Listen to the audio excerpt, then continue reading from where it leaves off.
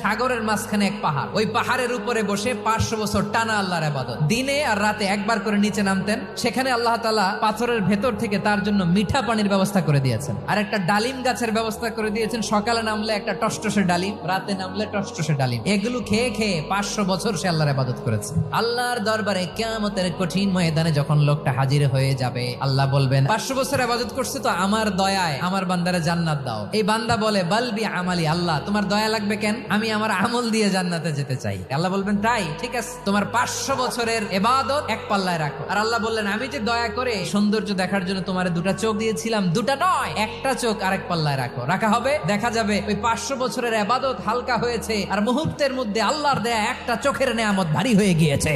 ফলাফল দেখো, হিসাব বলে তুমি এখন জাহান্নামে যাবা, যাও এবার জাহান্নামে যাও। এবার লোকটা কাচুমাচু করে বলে আল্লাহ এবার আমি বুঝতে পেরেছি তোমার দয়া ছাড়া দুনিয়ায় কেউ জান্নাতে যেতে পারবে না।